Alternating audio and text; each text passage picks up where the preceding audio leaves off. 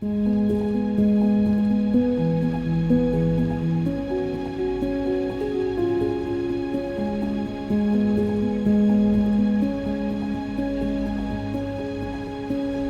afternoon, everyone. What a great pleasure to have you all here. What a great crowd to come to hear the artists speak today about the works that they've been making and the works that have come into our collection here at the McMichael. We're so proud and happy to be advancing the story of Canadian art in the way that we are here.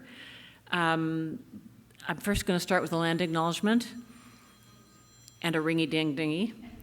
The McMichael Canadian Art Collection is located on the territory of the Mississauga of the Credit, traditional lands of the Ojibwe, Anishinaabe, and Huron-Wendat people. The McMichael is uniquely situated along the Carrying Place Trail, which provided an integral connection for Indigenous people between Ontario's Lakeshore and the Lake Simcoe Georgian Bay region. And that Carrying Place Trail falls just below our bluff here, so it's really an extraordinary opportunity that we have here on this land to be close to such an important ancestral ground. Today's talk is presented in conjunction with the marvelous exhibition, if we may say so ourselves, Fresh Air, New Acquisitions in Context, which our host today, John Geoghegan, has curated for us. And the Fresh Air show, as he will no doubt describe it, is really a way of opening up for the public our way of collecting art for the McMichael, which is to have contemporary art be in a kind of very lively and direct conversation with the historical works in our collection, so that we can really use art as a way of understanding both obviously aesthetic issues, artistic issues, but also historical issues of how our relationship to land and landscape and the environment have changed, both environmental issues, Indigenous land rights issues, and all the other different ways that we can look at how our relationship has changed to nature over the course of the last 100, 150 years. There's so much to excavate there for our viewers at the McMichael as we work on this. And I think that Fresh Air, really does a beautiful job of sort of updating us to understand those connections more deeply. We're so lucky here to be on such a beautiful piece of land, too, on this beautiful bluff. Today, even though it's rainy, it's still beautiful. Nature is never ugly. Have you noticed that? It's like always a good look.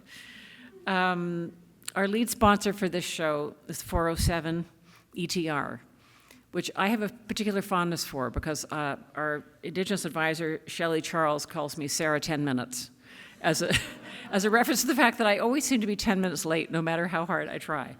I'm sure that many of us in the room share a deep sense of gratitude to the 407 for getting us where we need to go in cases of emergency, and we're delighted to have them as a sponsor for this show.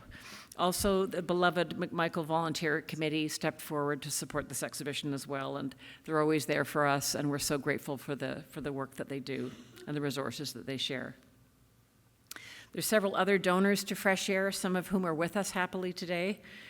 Mira Bloom is here with us. Harry couldn't be, but she's in attendance. Mark Bursey and Jane Wells have come from beautiful Halifax, Nova Scotia to be with us today, and we're so happy to have them here. Catherine Graham DeBost, who I always think of as Katie DeBost, is sitting over here and is a wonderful supporter to the McMichael, and she also helped us to acquire the marvelous work by Anne Lowe, which you will see down in the gallery if you visit the exhibition after the talk, which I very much hope you do. The way to do that is to go right down the ramps here and into the exhibition, by the way. And she has been there for us at several key moments to buy important works for the McMichael, so we're very grateful to her. Liz Reichert and John Sewell, the wonderful Natalie McCure and Michael Matheson. Natalie is on our foundation and is always comes through in a clinch, and she did again here. Paul Bailey is also in our foundation. Paul Manias and Sabrina Tomei likewise. And so thank you to everyone who helped to bring the works into the collection. And one of the things that we will be really digging down into in the coming years is building that collection to reflect more the diverse story of Canada and really update our collection to include more contemporary art. And it's work we love to do, and it's also work we need to do in fellowship with our donor community. I also want to thank Joanna Hames, who's a member of the Sobey family, also from the Maritimes, for lending us her beautiful Brenda Draney work, Cassin's Monster, which is at the very end, or I suppose at the very beginning of the show, depending on how you enter the show downstairs. But it was Brenda's remarkable response to A.J. Cassin's White Pine, that she encountered here in the gallery, and she created a suite of works in response to that experience that we're very, very lucky to be holding some of those in our collection now and then exhibiting this major work on canvas. Today's panel discussion is also the launch of a series of events supported by the Gail and Stephen A. Jarislowsky Institute for Studies in Canadian Art, marking the 20th anniversary of the seminal publication Beyond Wilderness, the Group of Seven Canadian Identity and Contemporary Art, which was edited by John O'Brien, who curated our recent John Scott exhibition, and Peter White, which offered then a fresh look at land and landscape in Canadian art today. And unhappily, it can say it seems like yesterday that book was published, because it sent ripples through the art world. It was such an important publication. It's such a smart idea to commemorate that with an update. But it wasn't yesterday, it was 20 years ago. So continue to be amazed by the passage of time. So it's my great pleasure to introduce Gabby Moser, Research Chair and Director of the Gail and Stephen A. Jarislowsky Institute for Studies in Canadian Art. She is a wonderful friend to the McMichael, based in Montreal soon. I think you're still here in Toronto, but you're on your way to Canada's most glamorous city. And a great collaborator and a friend to everything that we do. So she's going to give you a few words now, and then I'll be right back. Thank you. Thank you, Sarah. Thank you, everyone, for coming out today. Thank you to the McMichael team that have been such wonderful and enthusiastic collaborators. I'm going to speak very briefly because Sarah already said so many of the things that are the foundation to our collaboration today, our shared interest in widening the conversation about Canadian art and especially Canadian landscape, and the shared sort of debt to Beyond Wilderness as a publication and volume. This is the start of a series of talks across Canada that will take place over the next 2 years with artists and curators. And will also involve a media partnership with CBC Arts, who's making video interviews with each of the speakers that will air online and on television. And the project also helps to develop the capacity of future art historians through mentorship activities for students and study days at local universities. So please keep track of what's happening on our website and stay tuned for future dates. I want to thank the Jarislowsky Foundation for their generous support of the project. And once again, the McMichael team for their enthusiastic collaboration. I'm really can't wait for this conversation and really feel thrilled to be a part of it. Thank you so much.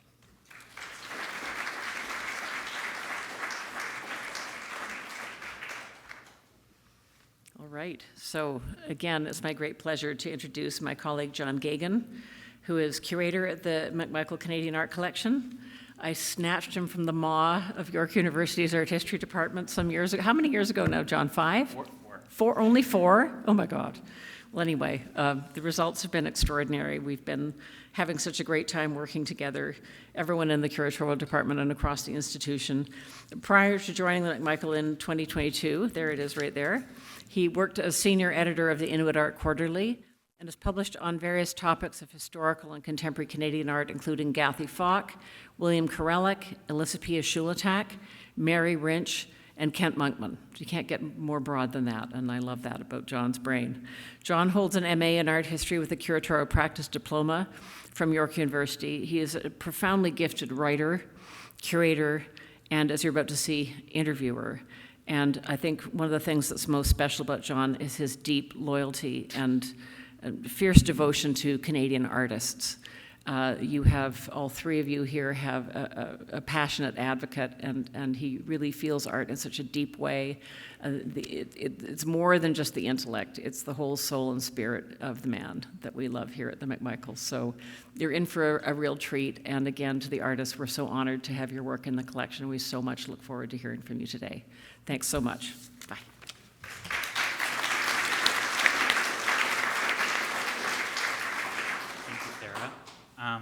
I'm very excited to be here to talk with these amazing artists to launch this incredible exhibition, Fresh Air, which I describe as like what it looks like to go through my brain, the way that these artworks are connected, and sometimes it's conceptual, sometimes it is material, and it's how I think, it's how we think at the McMichael, and how we try to make contemporary art something that really speaks to people, and how we try to make historical art also resonate with contemporary audiences. It's also great to celebrate Beyond Wilderness, a text that was released the year that I started my undergrad and has been so formative to my entire education in Canadian art history and in my role at McMichael. There is a very interesting essay that I encourage everyone to read by Richard Hill called Graveyard and Gift Shop that is about this very place, the McMichael, and its complicated history and legacy. And as a curator of this collection, I do really feel that it is my responsibility to take up some of the issues that Richard has pointed out at the McMichael of 20-some years ago as we move forward and try to make an institution that really speaks to our moment right now and to the diverse and enthusiastic audiences that we reach.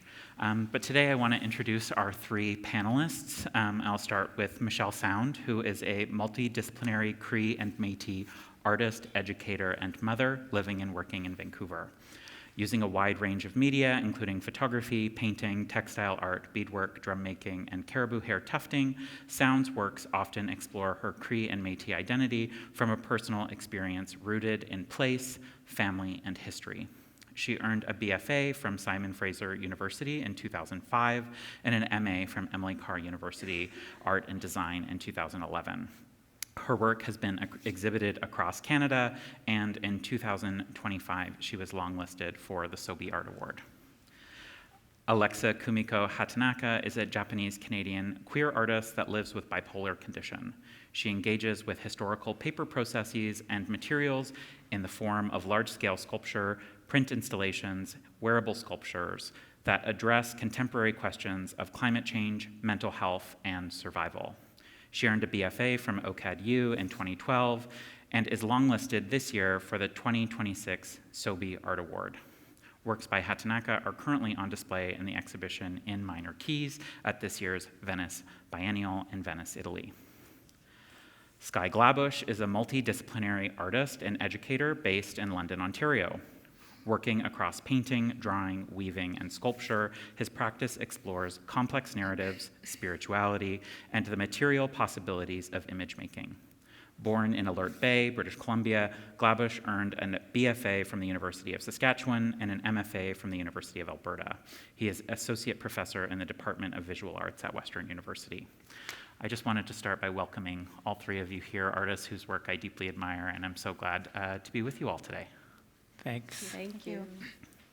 I thought we'd organize this talk by kind of talking through the works by each of the artists in the show and then opening up to talk about some kind of broader issues in landscape art. But I thought, Michelle, we could start here with your two works, Swan River and Indian Reserve 150E.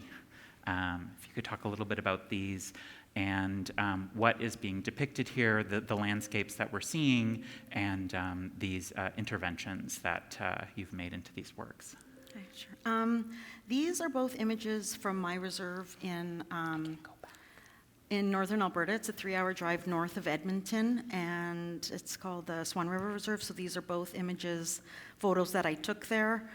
And then I ripped them. So these aren't just beadwork or anything placed on top of the image. They're filling in rips that I've made. And with beadwork and with embroidery thread, sometimes it's mink pom-poms or caribou tufting, rickrack, like things that are used in Indigenous material practices, regalia or, you know, any type of arts that we make. And so I was filling in these rips with these material practices to show, like the rips were to represent the colonial violence and the like loss that Indigenous people live with, like loss of land, language, and family. This particular series was about the loss of land and the displacement. So it had to do with images that are, photos that are of reserves or of national parks, any type of crown lands, lands that the government administers or takes care of, kind of thing, not private property. And the beadwork and everything is to talk about how we survive under this kind of violence, how we stay connected to our land and territories, even though, you know, we're given like a reserve number. Every reserve has a number. Reserve 150 is ours, and just this is where your allowed to live. And, you know, when I started, these were the first ones that I started. It's a larger series now where I take photos across North America, because it's a similar history throughout. But these ones, when I started, it was about my mushroom, my grandfather, and how I was always told growing up that he, you know, he really hated the pass system. It was basically only on the prairies, but if anyone living on a reserve wanted to leave the reserve for any reason, you had to have permission.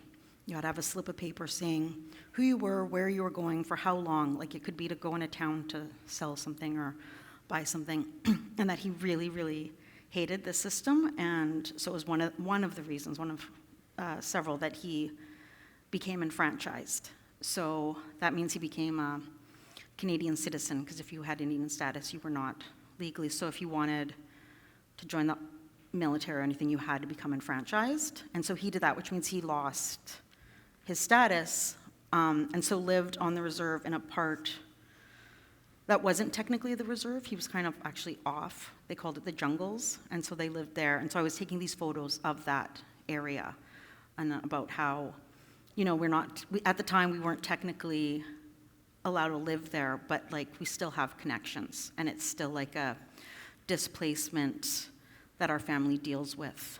You know, like we don't live on the reserve. I grew up in Vancouver, and so it was just talking about that history and that government control. Mm-hmm. And the kind of bureaucracy and even the naming of the reserve with this very almost clinical naming that does not describe a place. It is just a number, really. Yeah, it was one of the reasons why the titles have these kind of, I was describing them as awful titles, you know, like Indian Reserve 150 or Range Road 101, these kind of names that have nothing to do with the people who live there. It's not the names we would have had for these places, and just this idea that just because the government gives it this name and says we have named this, it's ours now, it's not yours. Mm-hmm. We still have our connection to this place. Mm-hmm. And just to give some people some insight into your practice, I took these photos from your Instagram. On the right, we have a work that's kind of in process. You can see that you're kind of stitching, mending this landscape. And then the left, the kind of abundance of materials that you're using as you make these works. I wonder if you could talk a little bit about this, the use of various traditional embroidery and embellishment techniques that are in your work, and what they speak to in part of this landscape, and what those represent. Sure.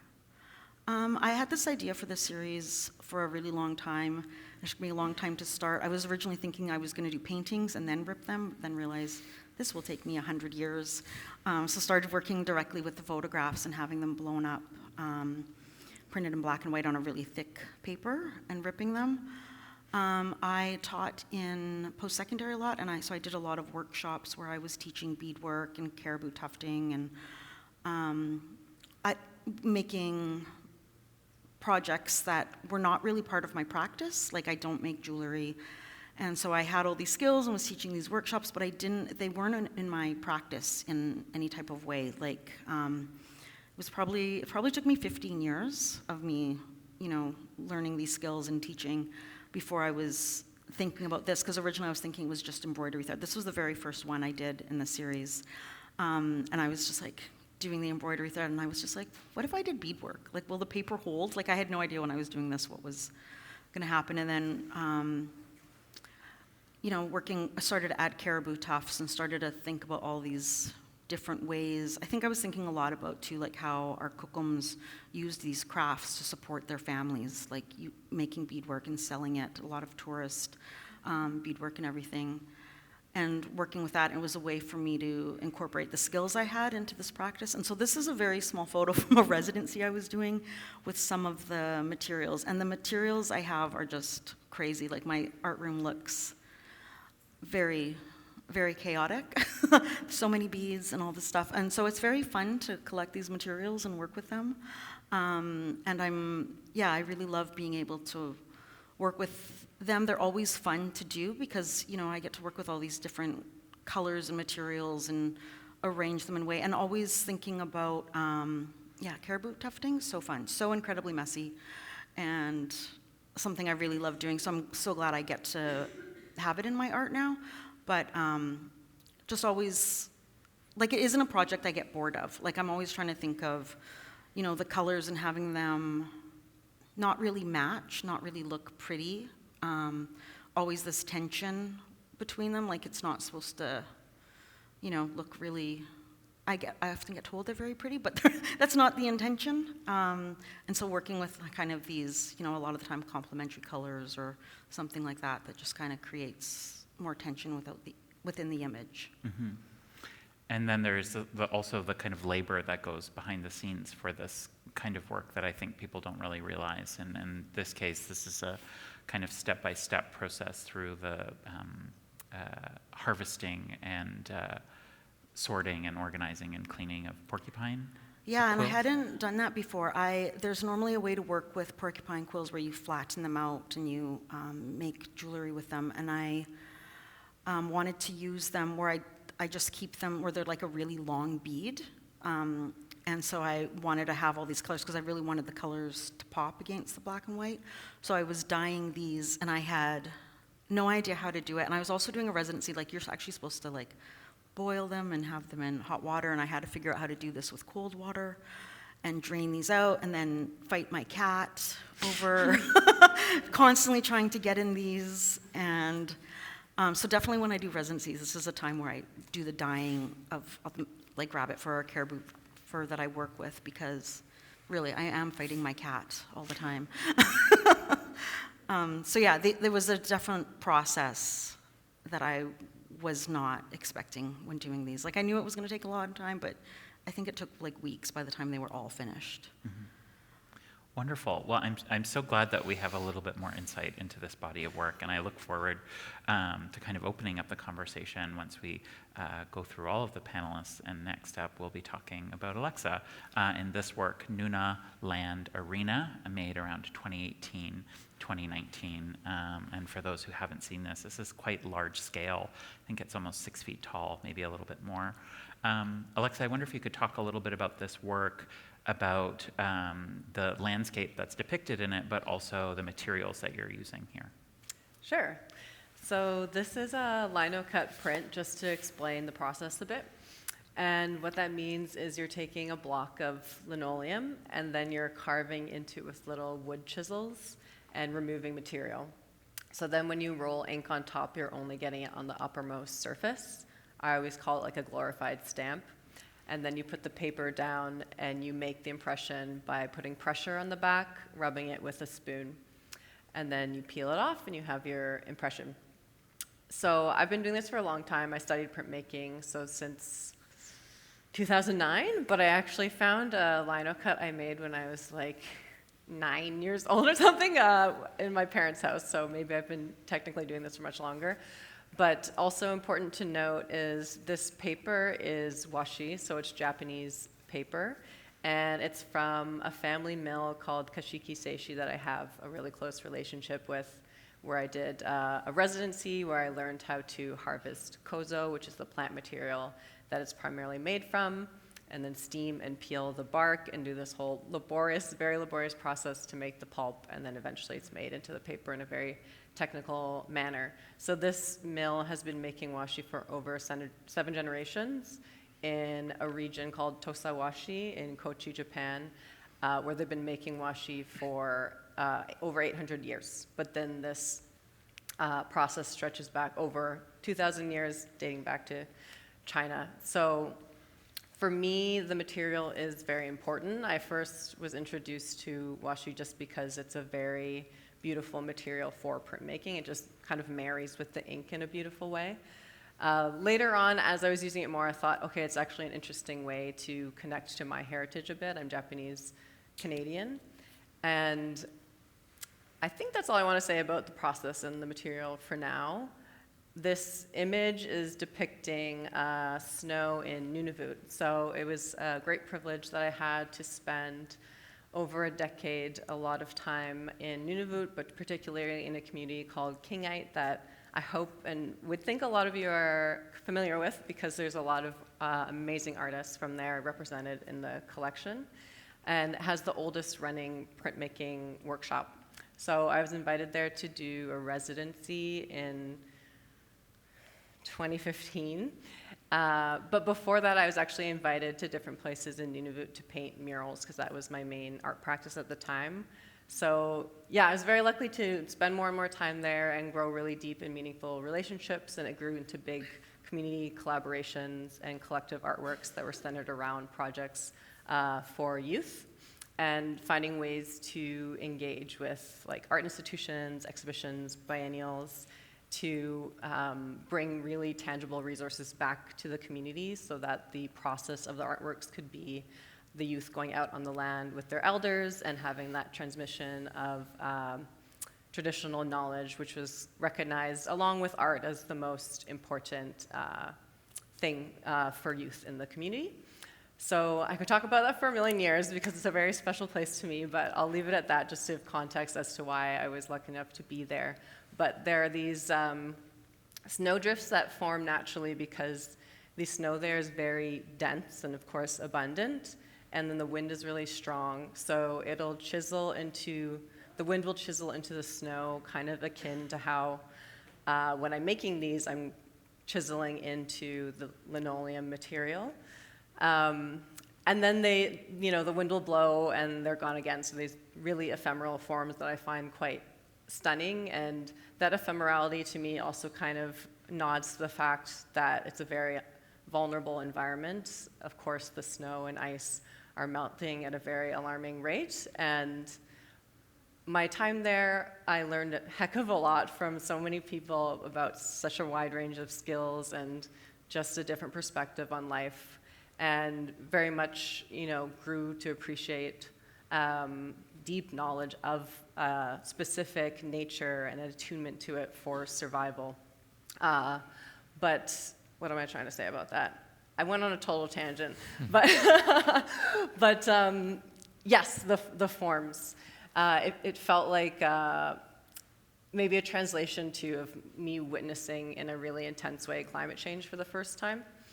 And then also what I learned about these forms is that people that hold Inuit traditional knowledge can actually navigate using these forms. So again, it really kind of started my interest on how a sensitive attunement to nature grown over many generations is such a special and important wealth of knowledge that's more important than ever. And this ties into the material as well because the making of washi, like all traditional papers, is very much an expression of a specific land and the water that's there, and the reciprocal relationship between the people making it are actually taking care of that environment. So it's not only that it's a sustainable process, but actually the harvesting of the plant is helping regenerate and create a balanced ecosystem.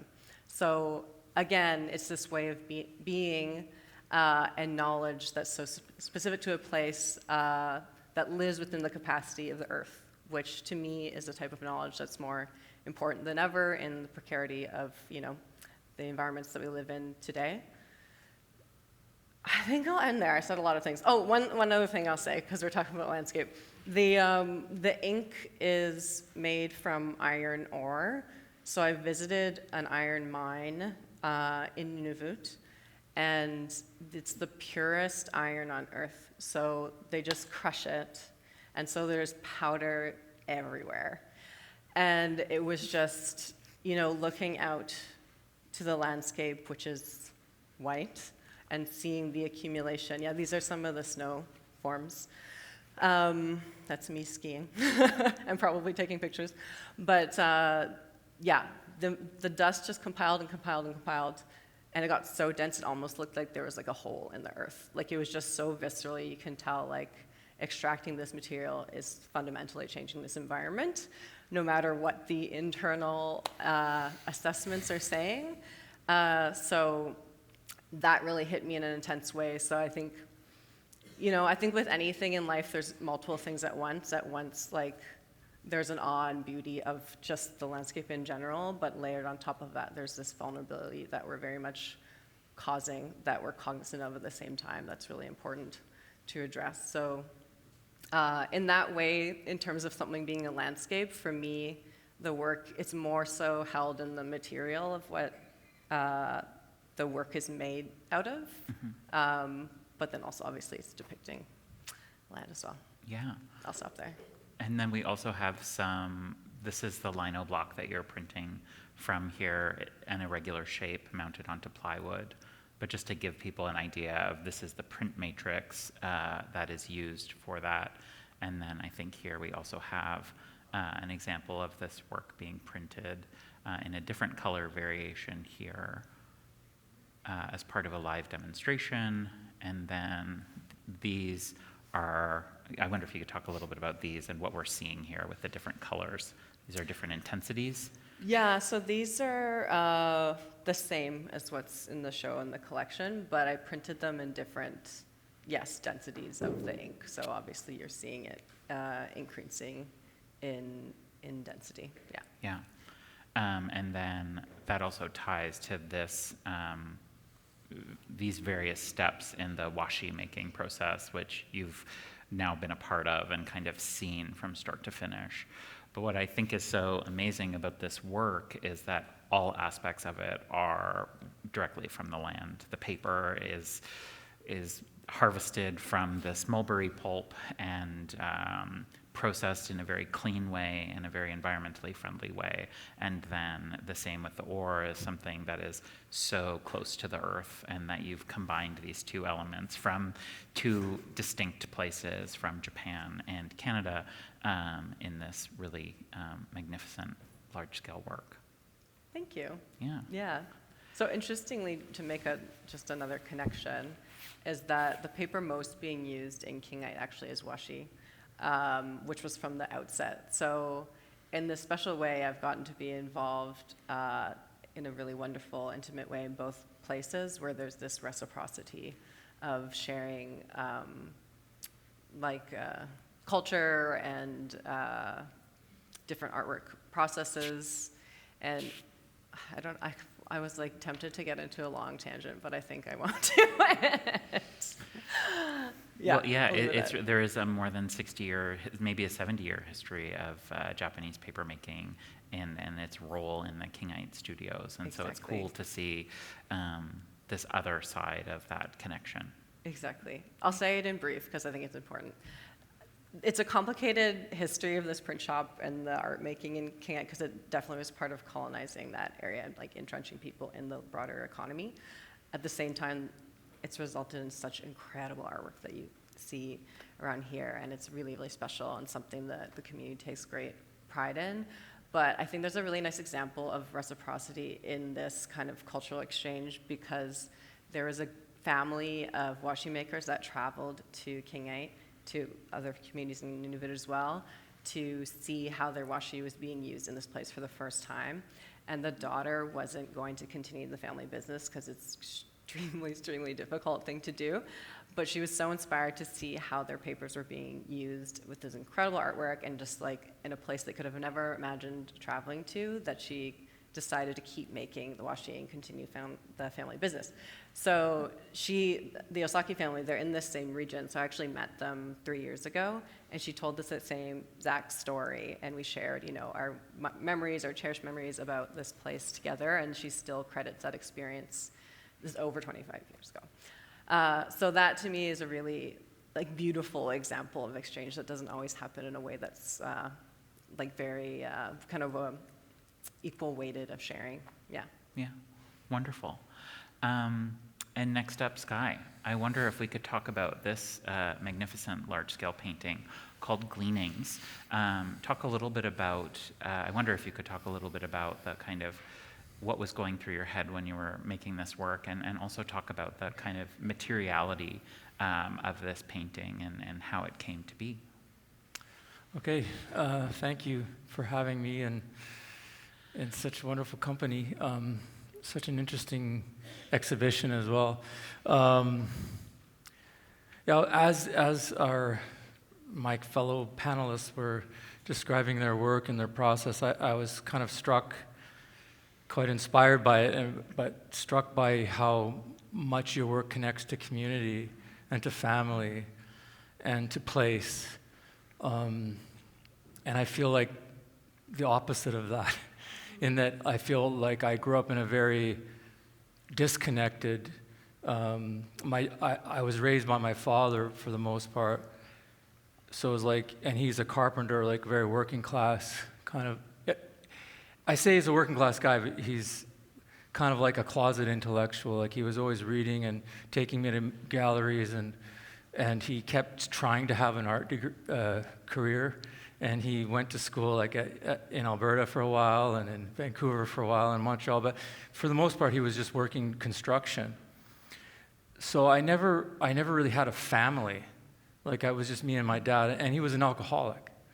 So growing up with a single father in a very tumultuous world, art and drawing and music were really like a sanctuary, a place where I could hide, a place where I could. I think one of the things with artists, the more artists I meet, and curators and writers and anybody in a kind of a cultural field, but especially visual artists, they're often too sensitive for their own good. You know, their antennas are always really attuned. And when you're a young kid in a violent, alcoholic environment, that sensitivity becomes it's overwhelming. So some people mask that with getting into alcohol or drugs or whatever, which I did. But the point of all that is to say art for me was always like a magical kind of place to retreat to. And so I wish I had these connections to community, and I wish I had these connections to family and to place, but I think I was searching them out in an imaginary way. 𝘊𝘰𝘯𝘵 is here, I believe, and I showed this painting with Clint in 2018, and the word gleanings is to glean is to sort of save something or to keep it or to pluck it, or I always think of gleanings as having kind of like a visceral, tactile connotation, but obviously it relates to the painting by Millet called The Gleaners, which are people picking seeds at the end of the... And the reason they pick seeds is because they were obviously trying to pick seeds for the next harvest, but oftentimes the crops would go to someone who owned the land, and the only thing that would be left would be these seeds that were scattered after the harvest. And so they were actually trying to save enough food too. So anyway, the word gleanings comes from Millet, but it also comes from, there's a book in the Baha'i faith called The Gleanings of 𝘊𝘲𝘶, which are just collected writings. And again, as a child, my dad became a Baha'i when I was young, which was actually great because he sobered up and he became very, very conscientious. And he tried really hard to be a good father, even though he came from a very violent background. Anyway, and I was mentioning just briefly to Michelle that he married a woman when I was 10. Her name was Hilda Harper, and she's Cree, and I grew up in the prairies. But anyway, because he became a Baha'i, my life changed really dramatically. And that's where I met, long story short, it's where I met Otto Rogers, who was my father-in-law. So I married Otto Rogers' youngest daughter. And really, the art part of my life was the most transformative part, like the part that saved me. My father becoming a Baha'i, but also the artist community in Saskatoon and the artist community relating to Otto Rogers was really a very transformative and very radically transformative kind of place. So Gleanings is about healing, about light, about life, about trying to find something in painting that is like kind of a way forward, a way to survive, looking for some kind of connection to the heart. Mm-hmm. And it's also, I think, about the history of painting. Yeah. As well. I know that you cited this work Yeah. in the collection of the National Gallery by Paul Nash, which is a work that I love, formerly in the collection of Vincent Massey. Yeah. And that this became a kind of inspirational moment for this work as well. Yeah, I really love Paul Nash.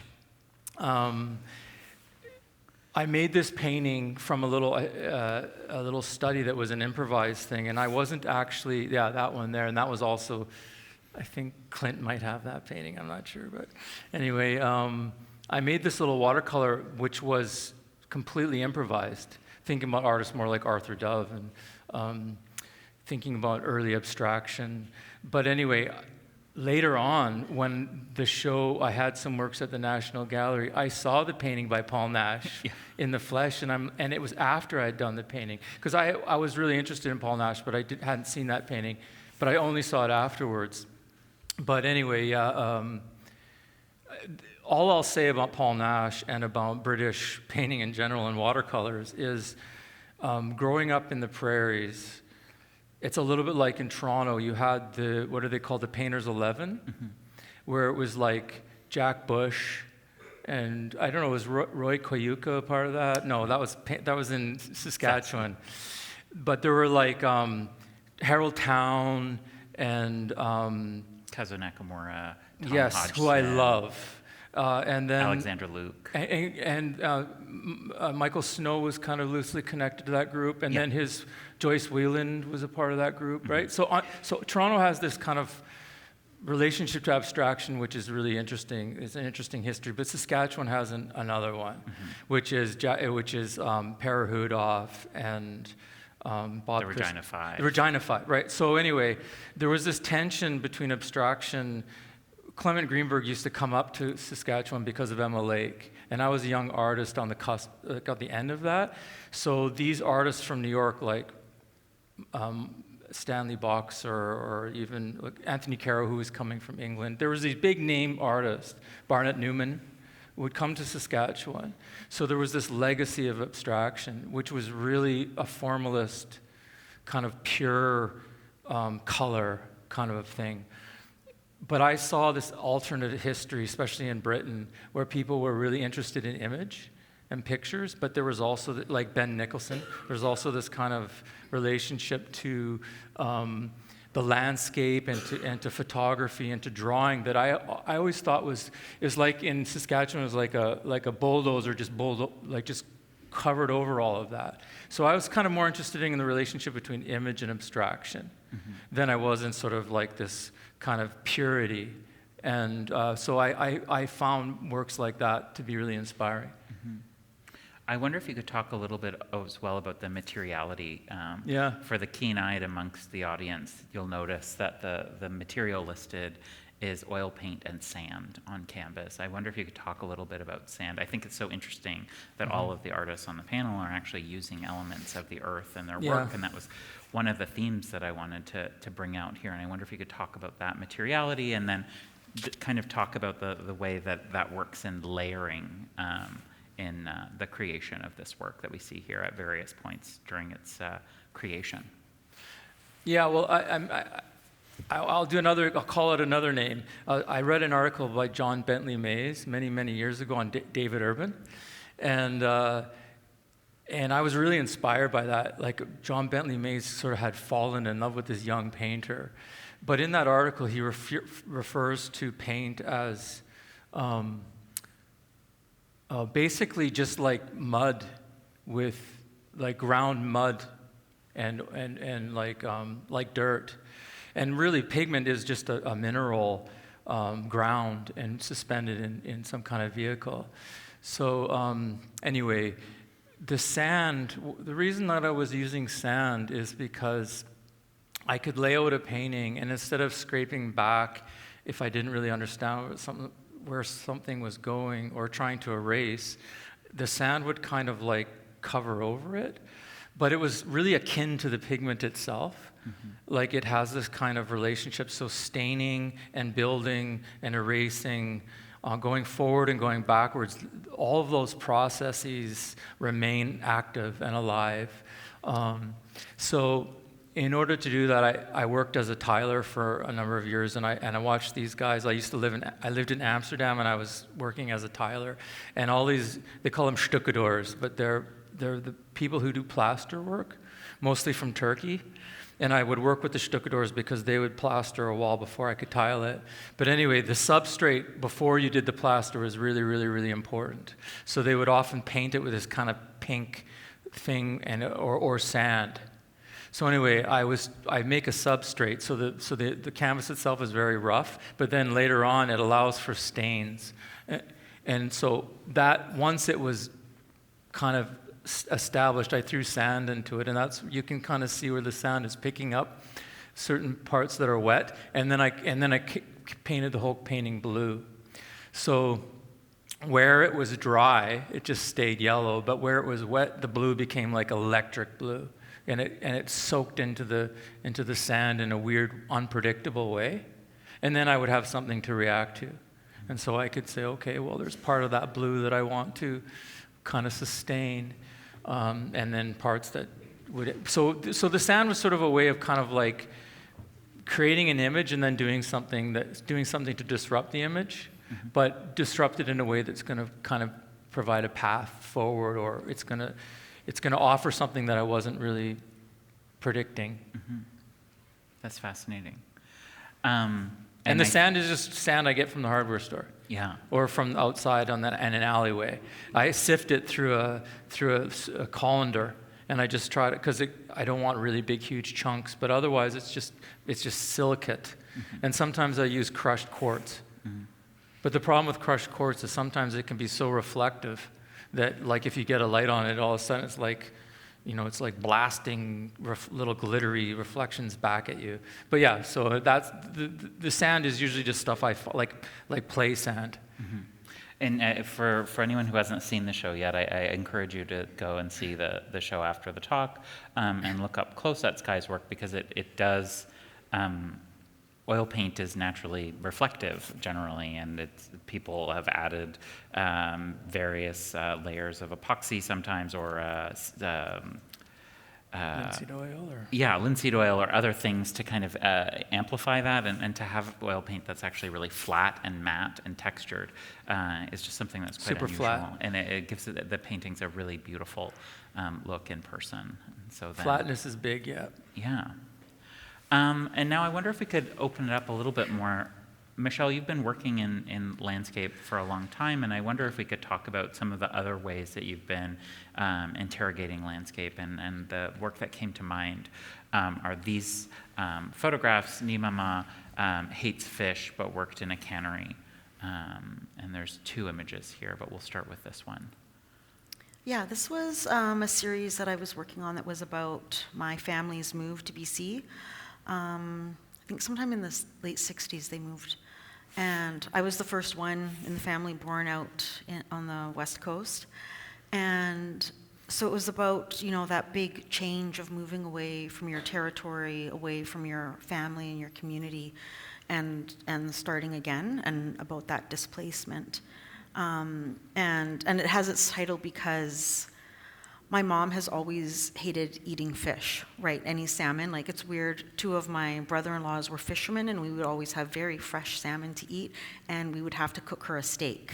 Like, she just refused to eat it. And so I was shocked to learn around the time I was making this, why I made it, that she worked in a cannery. I was like, how did you do this? And she was just like, well, I had to. Like, I, had to provide for you kids. And I was just like, really struck by that. Like, I don't want to be around something I hate all day, every day.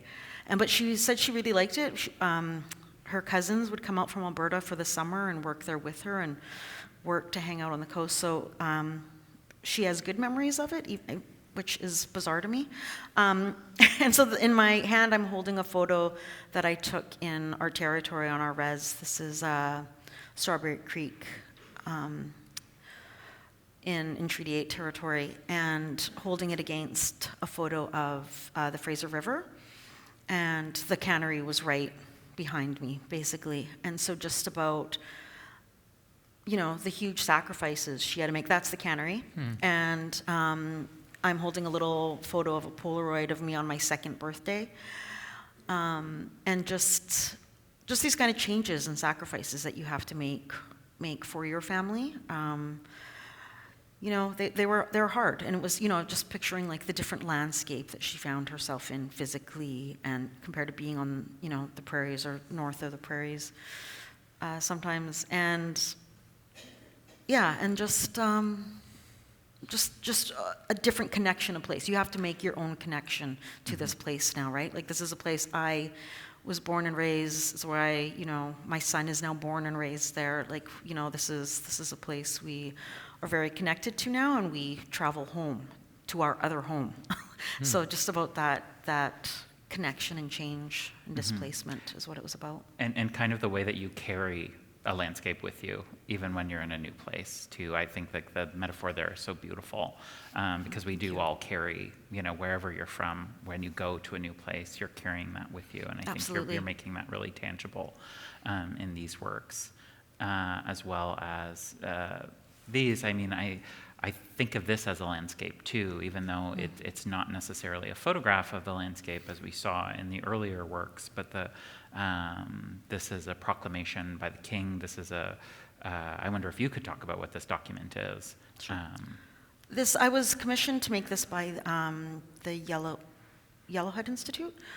They're doing a treaty website, and so they wanted this on the website. And this is the only one I've done that's work of this kind that's in color. It's a copy of the Royal Proclamation of, this is titled wrong. Oh, sorry. 1763? Yes.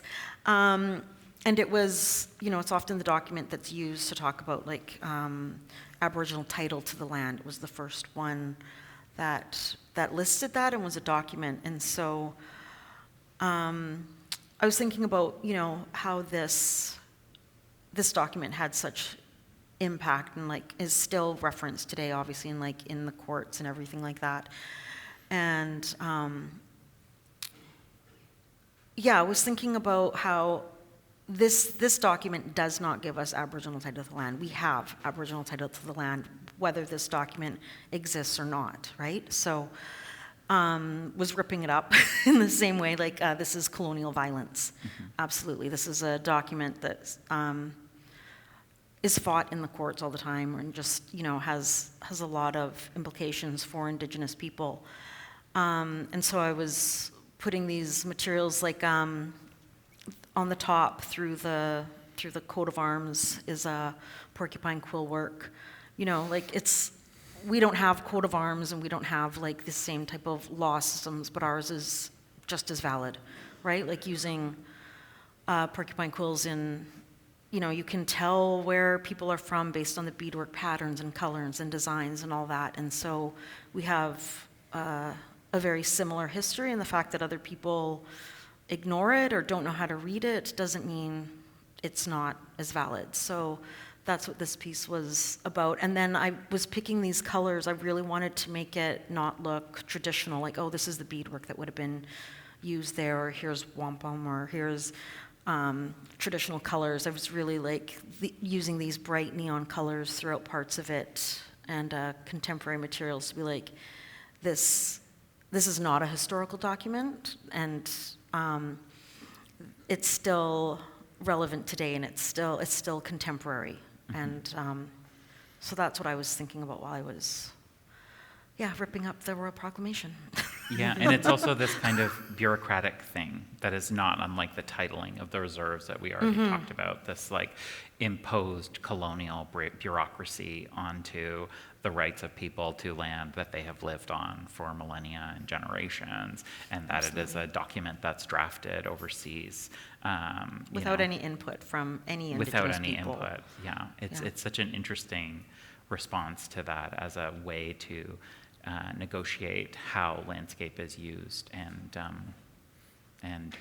owned, and, you know, as we Absolutely. see here as well with this map of the Swan River Reserve, another number 150, this one E, with your family, and the way that this image is constructed, where we see again the impact of this kind of bureaucratic impulse to codify land and the personal effects that it has on people's families and lives here.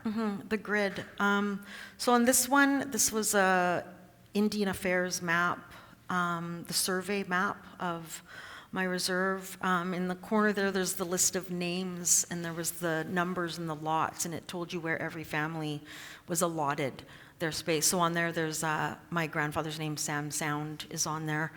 And this photo there's my kukum, Della Sound, there's Sam Sound, my mom, Liz is there. And talking about how they, this is where you live and stuff, but my grandparents were residential school survivors, and they did not want their children to go like they did. So when my oldest aunt was 5, that's when he chose to become enfranchised. And so then that means he gave up his treaty rights, and then my kukum loses hers because now she's legally not married to an Indian man anymore, so she loses hers. And so they were removed from their plot of land there. And I think for 5 to 10 years, they kind of lived on the border. Like, they lived by the river and across from the graveyard, kind of illegally. And that had huge implications for our family. Like, that the government said, this is your spot, here's your treaty number, and like all these kind of bureaucracies, and how it had like such a huge impact. It's one of the reasons we ended up on the coast and other families in Saskatchewan. Like, it just really spread us out. And so, although 2 of my cousins are here today, shout out to my cousins here, who've moved as far as Ontario now. So it just has like a real impact on families and people's lives in this way the government doesn't care about, or wants actually to have happen, right? Like, there's not enough land there for all the families, and all that kind of stuff that, they are in charge of, So it's one of those things where I'm like, this is my home, this is my reserve, but I'm like, it feels very much like, I didn't grow up there, I grew up in Vancouver, so this is a place I visit my home, right? And I should be living there. And it's just, the government destroys families. And we can see that as well here in this cyanotype landscape printed on an elk-hide drum, and this is of that same region, Treaty 8 territory in northern Alberta. I wonder if you could talk a little bit about the drum making and this intervention that you've done using the cyanotype printing technique to impose these landscapes on these traditional drums. Yeah, so I've been making drums for around 15 years, and they're elk hide drums, and I'd never seen cyanotype printed on them. I actually didn't think it was going to work because I thought the oils would resist. So the cyanotype is, you coat it with a cyanotype solution and you print it in the sun. And this, I had a large negative printed on a mylar or something, and printed over top, and it did end up working. And just this idea of drums are often described as the heartbeat of the people, right? So, and they're can often be used to gift to someone. And so I just wanted to put an image of my territory on this drum. Like, this is also part of the heartbeat of the people. Like, you have to think of the land as your relative. So that was what this was about. They became, this was one of the first ones I made. So they became a little different, where I started to add traditional medicines on top. Yeah, some of the local flowers that I would gather and everything. And then also, I think everyone has sage and sweetgrass included. And these ones. This was also Treaty 8. This was for my reserve. And just this layering and having them be a record of a time and a place. With the natural materials overlaid, so it wasn't just, I think kind of thinking about it's not just a photograph of a place, anyone can kind of come and take a photo, but this is the actual elements of the land as part of it. And it's such an interesting process to work with elk hide leather, the natural materials, and the sun, and sometimes the wind, and have these natural materials all in use on these prints, and just really having to let go and being you don't know what it's going to do, Sometimes they don't do what I think they're going to do. They come out very different. The color of the hide behind changes very much the color of the print, and just kind of, yeah, these experiments in working with natural materials where I just set it up and I'm not in charge. They do something very different. Like the hide here is very yellow, but the print came out very white, which was very surprising to me. This is on a large elk hide that was in between a leather and a rawhide, that the place that I purchased hides from had to give me, because I was wanting to do these really large ones that I didn't have to turn into a drum. So they gave me these deer hide ones, and it was incredibly difficult to do, to put the cyanotype on like that and get it outside in time and everything. And so, yeah, like I said, fighting the wind on this, and yeah. Oh, sorry. That's okay. I thought I had 2 of those. No, that's okay. Yeah, no, well, thank you. That was a really interesting kind of engagement with how the landscape has been such a vital part of your practice, and how you're really using it to interrogate these stories of history and family and relations with things like the government. I mean, I think what's so interesting to me, and somebody whose remit as a curator is both historical and contemporary art, is really how landscape is not necessarily a subject as much as it is a tool for artists today, who are using it to interrogate these really important personal stories. And I see that in your work. I also see that here with Alexa. This work, Aftershocks, made in 2024, right here at the McMichael Canadian Art Collection in the Tom Thompson Shack. I hope some of you will have had a chance to see that. And this is a work, Alexa, that's, I guess, 6 years after the earlier work that we talked about, Arena Nuna Land, and in that period, there has been an incredible transformation in your work, both in scale. I mean, the lino print was very big downstairs, but this is a work that you can see is going from floor to ceiling in the Tom Thompson Shack here. And I wonder if you could talk us through a little bit about this work, but also about what it's about, what is Aftershocks, and the way that these ideas around mental health in particular have entered your work and are being used and expressed through this large-scale work. Okay.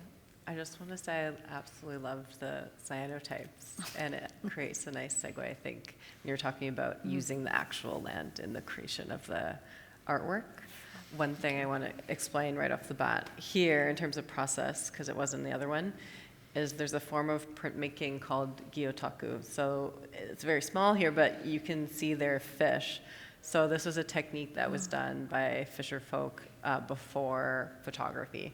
So the idea was, it was a kind of scientific monitoring to record the size of catches, and then it evolved into greater detail to that you can get like the perfect texture of the scales into art making. And then now actually scientists are looking back at these historical prints to learn about those fish populations. So it's kind of looped back to this kind of very useful documentation to understand the natural world.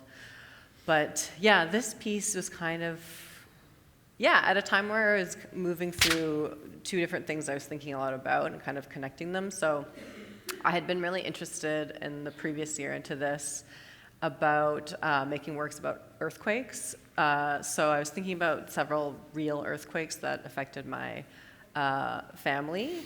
One being the Kanto earthquake in Japan, which caused my grandmother and her family to move to Canada, actually. And then I was also thinking about earthquakes as metaphors for like these abrupt, really challenging events that happen in all of our lives that we have to respond to and move through. And then the title Aftershocks, speaking to this aftershocks of these events, I think is a nice metaphor in my mind, because you don't just have these things happen, get over it, put it over there, and you move on. You know, there's this kind of echoing that you have to integrate into the rest of your life. So that is in the piece in various ways, but these works I make in the process. So I'll make various linocut prints. There's ink drawings in there, and the 𝘊𝘰𝘯𝘵 prints I'll do in different times and place. And then as I'm making the work with a kind of general sense, I'll just pull from this kind of collection and pieced together, and it'll evolve in the process. So the guiding form that I had here, it's maybe hard to see, but the fish that are moving are creating a graph charting the increase of the word aftershocks over time. So I found that through Google Dictionary. Since the 1800s, it shows you the increase of the use of that word. And so I was thinking about, it's actually, you'd have to shift it, so you have to look this way. But yeah, for me, I was thinking about the ways in which mental health is intertwined in the instabilities of the environment. So I was doing research around why bipolar might have evolved, because that's a condition that I live with, and I wanted to understand it better. So there's one idea that in the Pleistocene era, it might have been actually a really intelligent adaptation to extreme weather changes. So when the weather was favorable, you would essentially be manic. So you don't really need to sleep, tons of energy, very creative, a very helpful, I think, inflated sense of capability, and really kind of making quick connections. And then in less favorable weather, just totally shut down, really heavy, i.e. depression. So for me, that was interesting in terms of seeing these different mental neurodivergences as possibly something wise and useful, as opposed to how it's mostly seen now as inherently a problem that needs to be fixed. So that type of conversation is really important for me to invite people into, because bipolar in particular is still quite stigmatized and really misunderstood. So if people spend more time with my work, that's the kind of conversation I want to have. If people encounter it, I think they also can get something viscerally from it that maybe I wouldn't have seen myself. I had a really nice experience with this piece where someone that was working on the grounds that day, I regrettably forget his name, but he kind of came up and self-described as someone who doesn't know about art, who usually have the most interesting observations about art, actually. But he's like, I don't know what you're trying to do here, but I see something related to the environment, and I see anger. And I thought it was just amazing that that could be something gleaned from looking at it just as someone's own impression. So yeah, so I see these, what I'm thinking about in terms of like mental health tying into the material as well, because it has to do with, again, a wisdom that comes from a very sensitive attunement to nature. Mm-hmm. Yeah. The other things, I guess, that wasn't involved in the other work, too, to point out is there's natural dye.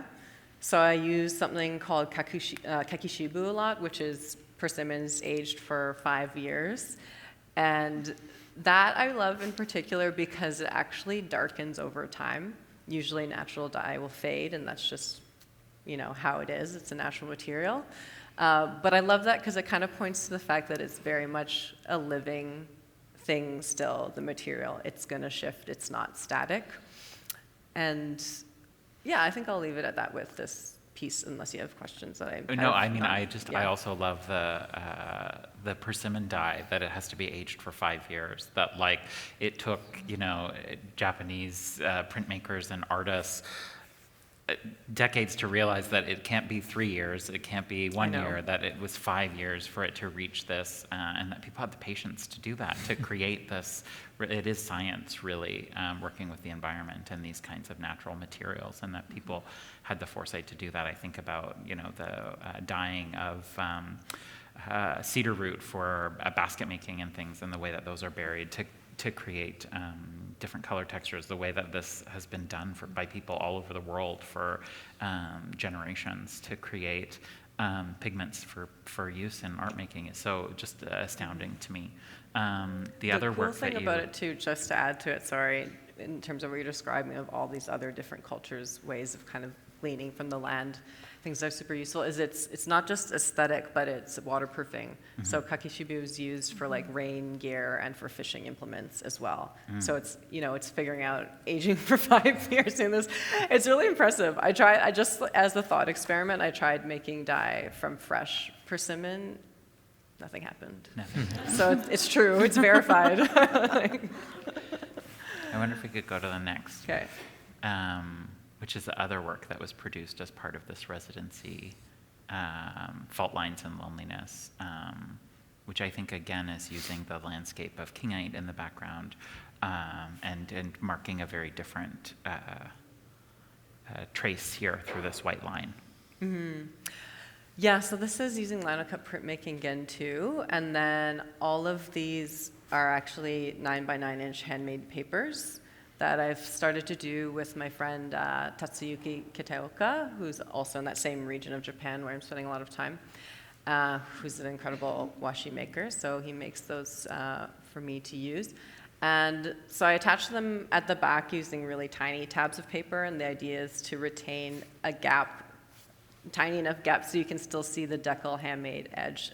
And then the the light will pass through and create this kind of beautiful constellation on the back wall. That's the intention of the making of the work. But yeah, so this again is kind of riffing on that thought about earthquakes and the connections between our inner landscapes and our outer landscapes.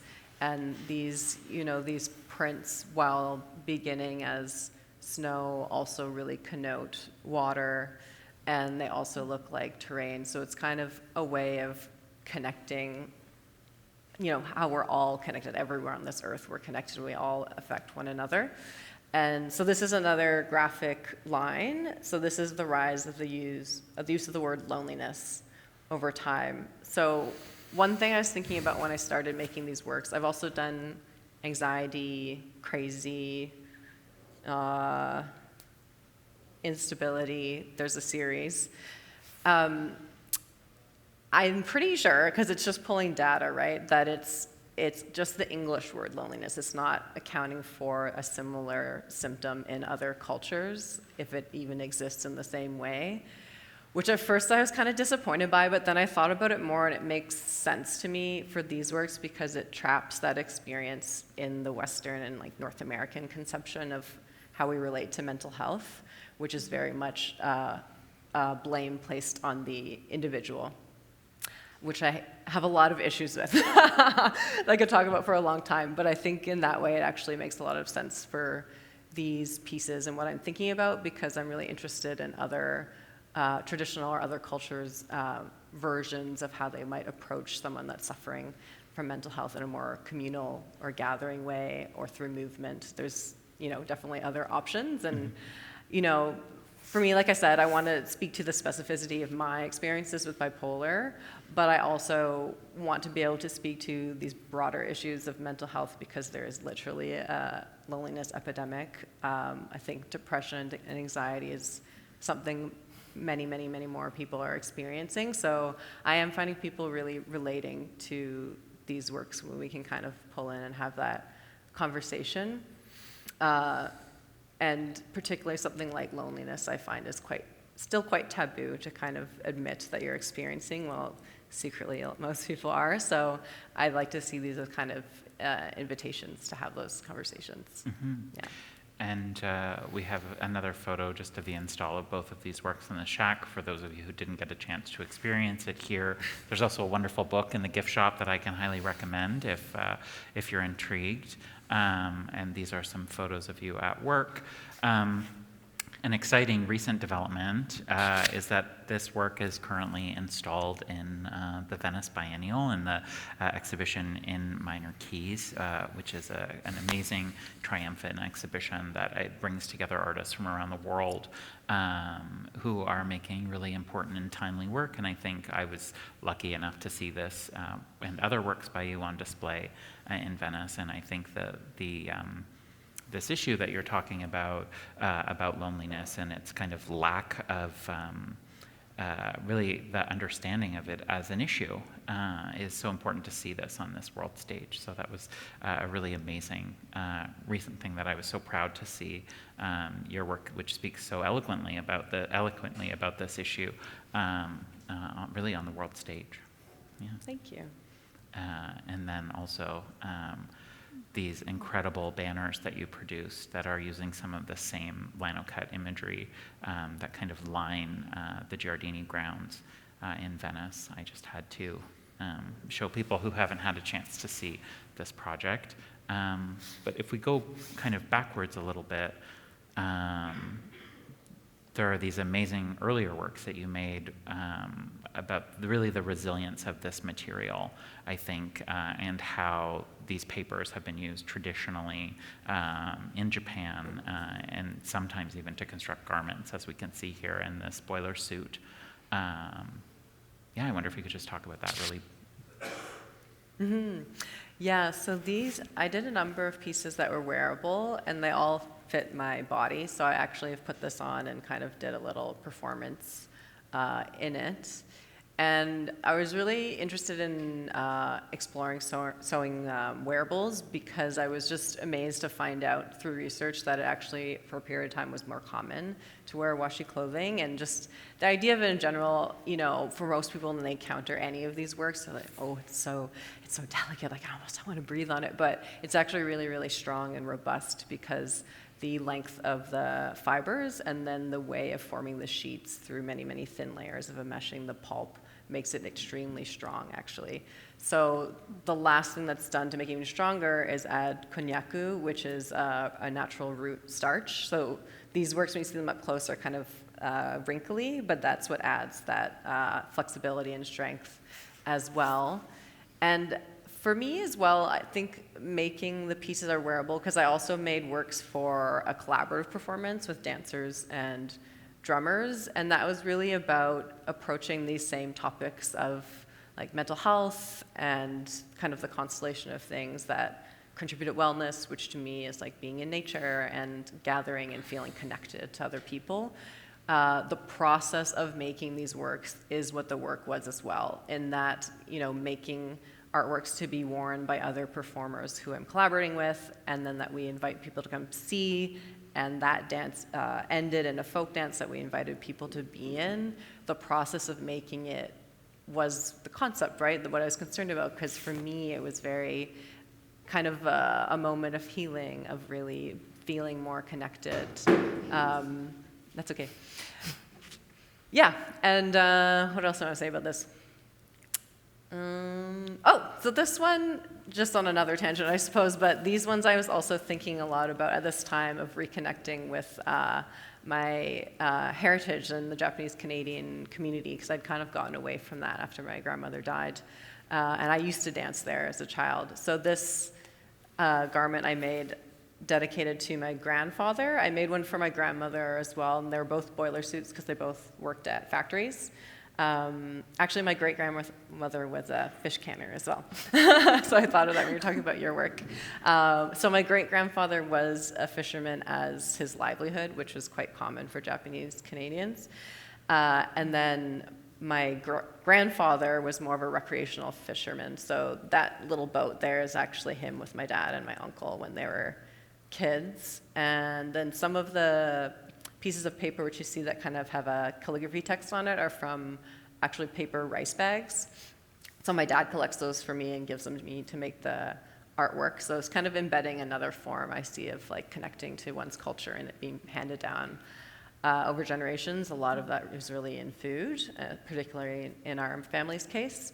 So when I'm making these pieces, and the one that we showed before, Aftershocks, I'm always saving the little scraps so I can keep using them as I go along. So for me, it's kind of connecting all the works together, which is just another layer of then my personal history on top of this history that's connected to, you know, paper makers and print makers stretching back, you know, 1,000 years. And it also comes from an ethic of not wanting to waste, too. So there's other forms of craft that this has naturally developed as an aesthetic. Like there's Korean polkaji made out of rami fabric that's all pieceworked and is totally beautiful from the same ethos of not wanting to waste. Yeah, and it becomes, even in this, some of the scales here are very small, but it becomes this kind of trace marking your entire really trajectory of your career from the last 15 years of like reusing imagery and physical objects into works like this beautiful Boys Day fish that we see here. Yeah, exactly. Because some of the paper I've made too, but I'm mostly using like paper made by masters. And then, like you pointed out, actually, which I forgot, is it's not just some of the pieces of paper that are saved, I'm actually incorporating old printmaking blocks or old prints that have been sitting around since I was in school. Then I brought them into the work. So these little, like, very graphic cats at the bottom were actually from a screen print I made when I was maybe 10 or something. I feel like it's the best artwork I've ever made. And I peaked there. So I made a rendition of that in that particular piece.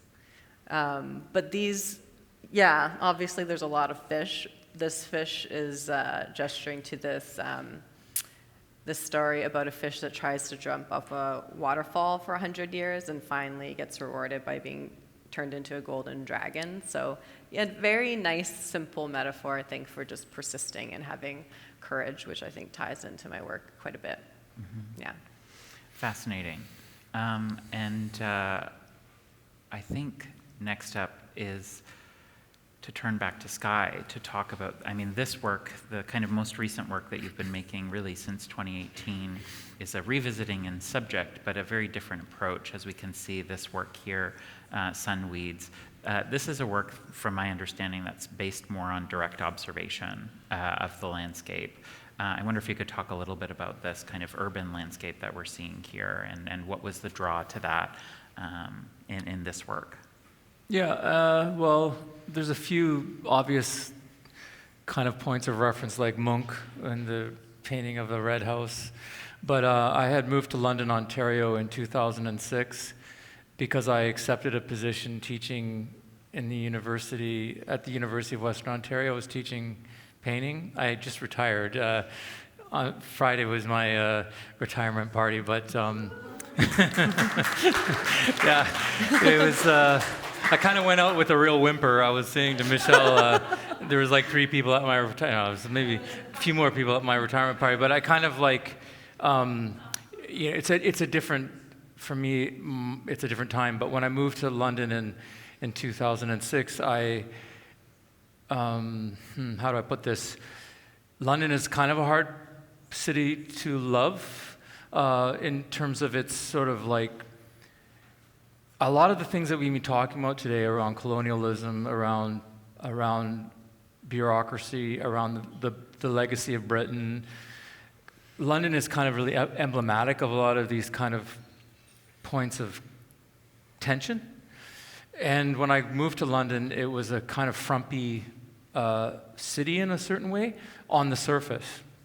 But then the more I started becoming familiar with artists like Jamili Hassan and Ron Benner at the Embassy Cultural House, and then obviously artists like Patterson Ewan, who is like, just saying his name makes me get kind of tingly.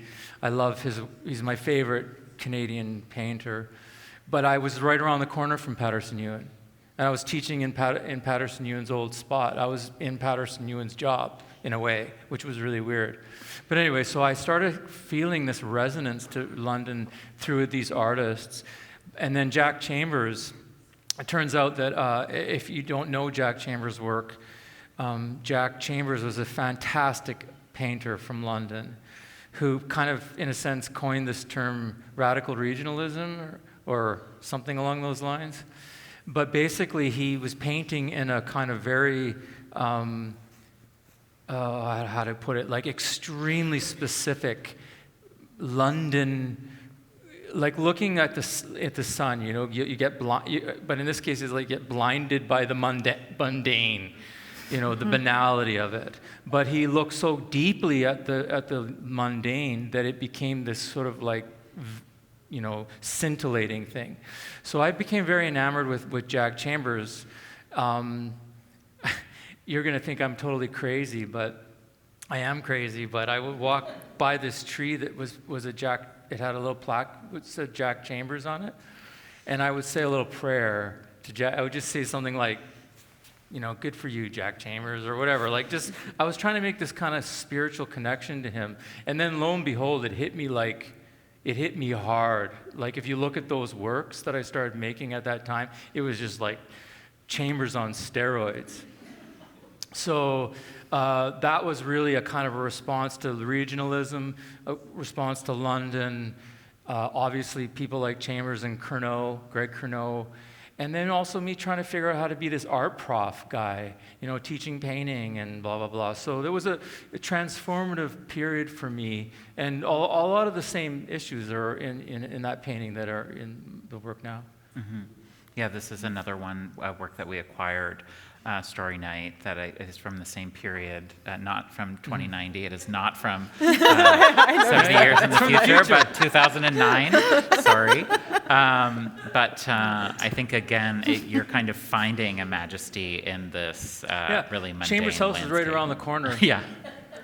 And then there's a period where you're still very active as an artist, but kind of not looking at the landscape so directly, making a series of abstract works, some really incredible portraits, and also some I was having a nervous sculptural breakdown.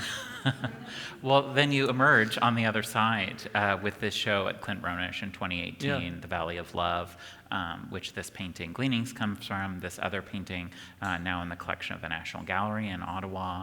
Another painting here on the right-hand side in the collection of the National Gallery. I wonder, what was the kind of shift that brought you back to land? You've talked about this a little bit, but this return to the landscape, which has been, I would say, quite a preoccupation in the 7 years since this.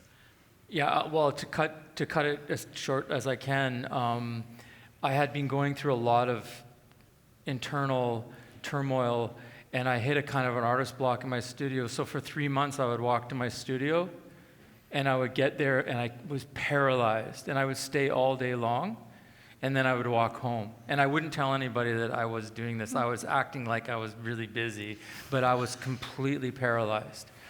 I'd do things like watch a show on Netflix and have a nap, and it was just terrible. And I thought, well, maybe this is it for me. Maybe I'm done with art. And it was like this incredible sense of doom and depression, like just dark, like feeling like I couldn't go this way, I couldn't go home, I couldn't go out. It was like every path was blocked. And then I had this feeling one day, well, why not just start playing with your hands? So I started getting these little blocks of wood and gluing them together. And then the next day I'm like, oh, I get to go back to the studio and play with these stupid blocks of wood. And then the studio became like this magician's apprentice workshop where I was doing all these little material experiments with broken glass and with weaving and with cyanotypes. And I just started playing and letting my hands letting my body just be with a kind of conduit for a creative energy and not really worrying about where it was going to end up at all. And then I started having hundreds of works. I had so much work, I would just throwing them in the dumpster. Like I would make a huge sculpture of glass and just take the whole thing and throw it in the garbage. But anyway, through that process, I had a show at the Oakville Galleries, which was a lot of these material experiments, things with cement and furniture and weaving. But in that show at Oakville Galleries, there was a little portrait of all the work I did, a little painting, and it was kind of like a little potential porthole, like an option. And I had this tiny little painting, and it was all said and done as like, I want to go back to painting. And then I did that large portrait as a response to the little one, and it was kind of like me just throwing myself back into painting. And Clint, I think if he's still here, is in the room, and it was a moment for me where Clint has a really beautiful space, but it was big enough for me to show these works in, and it was a real kind of shot in the dark. Like I had no idea how people would respond. I didn't know what I was doing. I was just really throwing myself back at painting after being paralyzed and then trying to find my way through it. So that big portrait is kind of like, it's called Deadhead, and it's kind of referring to me a little bit because I was a deadhead. Like I was in California following the Grateful Dead for when I was 16 and 17, 18, whatever. But anyway, it's also kind of like, it has an image of a bust of Christ. Honestly, this is not me saying it. Just the shape of the face was kind of like a starting point. But then the more I worked on it, I thought it looked a little bit like me. But then that painting on the left is called the Valley of Love, and that was really the first time where I kind of just let my guard down, and I stopped trying so hard to be an artist, stopped trying to make important work, stopped trying to impress people. It was just this kind of like. It was just an emotional, this idea of love being the motivating force, and just let it come out. Mm-hmm. Well, and it hasn't stopped since it started coming out here, I think.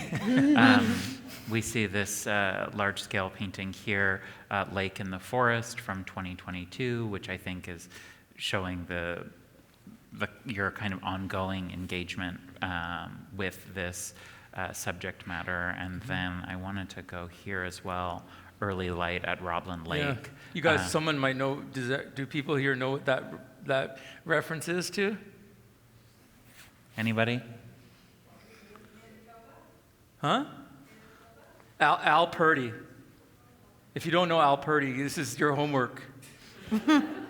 Roblin Lake was Al Purdy was an amazing poet from Ontario, and from the Picton, what do they call it? Prince Edward County area, Belleville. Country North of Belleville is an amazing poem. But anyway, Roblin Lake is a poem by Al Purdy, so this is really again like trying to connect to some of that history around Ontario, around painting, specifically a kind of painting that this gallery is really like maybe the storehouse, the cultural, spiritual storehouse for. So, yeah, it's a big painting, 16 feet. It'll be up in a show at the Saatchi Gallery about the sun and the moon. And it's like a really beautiful show, all artists dealing with the sun and the moon. Mm-hmm. And again, this is not based on observation. This is not you at Roblin Lake, but it is really about kind of trying to express the feeling of, of a landscape. Using the landscape as a kind of foil, or as you said, as a tool, is a really nice way you phrased that. But really about healing and about, like, I showed this painting in New York, and I was having this conversation with an art advisor who's very much a money guy. And the dealer, and another dealer. So there's 3 dudes, and they're all talking about money and about the art market, and I was getting more and more kind of sick to my stomach. I was happy that they were talking about it because it meant, they were interested in maybe buying the piece or something like that. So part of me is like, used car salesman. But at the same time, I'm kind of disassociating and going, I wish I could get the fuck out of here. And at the same time, this woman walked into the gallery off the street. And I wouldn't say she was homeless because whatever, like that's not even, it was just that she was wearing kind of clothes, like maybe she just came from work and she worked like in a kitchen or something like that. Because the gallery is out on the edge of Chinatown. And I think she must have been a Chinese lady from Chinatown. Anyway, she came in, and I'm standing over here with these guys, and she walked right in front of the painting, and then she did this like sun salutation thing in front of the painting and just sat down on the floor and sat there for like an hour. And then it was kind of like, whatever her reaction was really like, it was such an affirmation that the painting had touched her at that level of light or feeling, and that's what I wanted.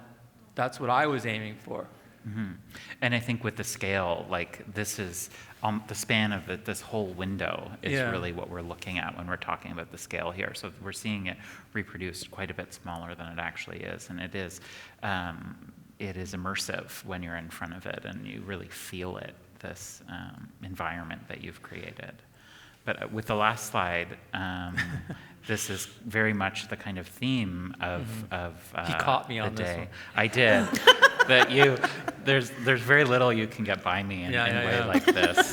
Totally caught. I saw this work, Every Star in the Sky, came to my inbox, and I was like, Tom Thompson, immediately. And so I wonder if you could maybe reflect a little bit about... No, it's really interesting that you caught that, because I had been making a totally different painting. I had a show in Los Angeles not too long ago, and I was really under the gun. I was really behind in terms of the deadline, and I thought, oh, this will be easy, because I'm going to do a painting of the Northern Lights, and the Northern Lights are just going to be these kind of like doop-de-doo, splash, like Ben Reeves kind of has a painting that has this really beautiful kind of architecture of light, and I just got completely lost. It looked terrible. It's all the worst paintings of Northern Lights. Like, it's the worst subject for a painting, because there's nothing to grab onto, and it's such a... Anyway, the bottom line is I was really struggling, and I had to abandon this Northern Lights thing, and then I saw this painting by Tom Thompson, and I'm like, that's a way out. That's a path forward. So I just used the kind of like, the structure. This is big, like Tom Thompson's piece is like that big, and mine is like 8 feet tall. That doesn't mean anything other than to say they look like equivalents on the screen, but in reality, I was kind of using the Tom Thompson piece as a sketch. But the thing is, I was working on this painting just to add to the story, and this show was up at Buffalo, at the Albright Knox. What was it called? Northern Lights or something like that. And I was in the throes of like I was lost, and I was trying to hit this deadline for a show. And my wife is like, I'm driving to Buffalo today. I'm going to Trader Joe's. I'm just getting out of town.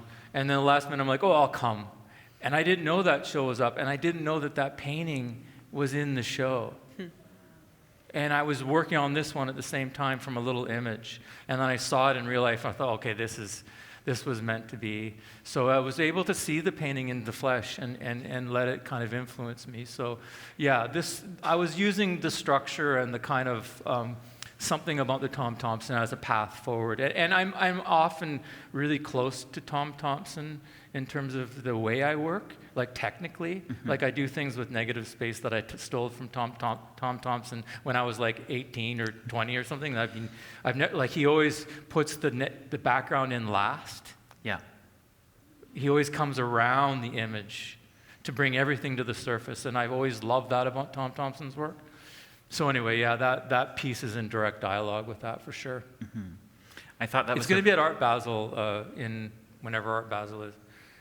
I thought this was such a wonderful way to kind of end our conversation, because it really shows the way that artists of the Group of Seven are still kind of relevant to artists today, but the way that their work is doing something that's the way that artists work today is very different, I think, than yeah. And I just want to add one last thing to it, of course, for the audience. In a way, if I was painting all these little stars, and it was taking me many days, and my wrists were getting sore. And I thought, who am I doing this for? Like, why am I working so hard? I'm literally sweating, and and there's fumes, and I'm like nauseous, and I work with turpentine, so it's like the studio is like a hot box of chemical death. And I'm painting away, and I'm like, why am I doing this? And then a part of me, I thought, well, I'm doing it for somebody who's going to look at it. And so this idea of painting every star in the sky for some invisible person who I don't know. And I think artists are making their work for people. And it's not easy.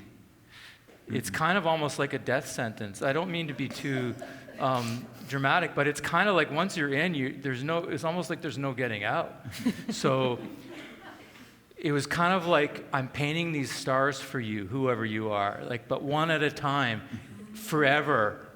It's infinite. I mean, as a viewer, I'm not an artist, I'm not a maker. I decided very early on that I would, dedicate my pursuits to the study and the support of people who were actually creative. But I do feel that it is my responsibility to look at things and to look closely at things. Because an artist did put a lot of time. You spent weeks, maybe months, working on a painting like this. And when I encounter something, I always try. I'm never going to spend as much time with a work of art that the artist did who made it. It's almost an impossible, unless it's one of those like Matisse drawings that he makes in 90 seconds. My engagement with a work of art is only ever going to be a fraction of the life that an artist spent with it. But I do think that it's my responsibility, even when I come up to an artwork in a context, and maybe I don't like it initially, but to actually sit with it and to kind of pay honor to the effort and the work that artists do, because it is a labor of both a physical labor, but an emotional labor and an intellectual labor to create something. And I think that all of us as viewers of art can do this one thing, which is to give art the time and to look at it and to look closely at it. And so with that, I'm going to recommend that for anyone who hasn't already seen the exhibition Fresh Air, that you head down the ramp there and get a chance to see it. But before we do that, I just wanted to pull up on the screen this version of Beyond Wilderness, a book that is available for purchase for anyone who's interested. It is a fascinating look at the legacy of the Group of Seven and the legacy of landscape art in particular on the last 100 years of Canadian art making. And so I highly recommend, if this is not a book that's on your bookshelf, it is must-have reading about Canadian art. But mostly I want to thank our three panelists today for this really engaging and thoughtful conversation about their practice and landscape and how it continues to inspire and encourage people to make work that speaks really to the issues of our time and that is very personal in the way that people can use it to express things. So I want to ask everyone to thank you all for being with us today.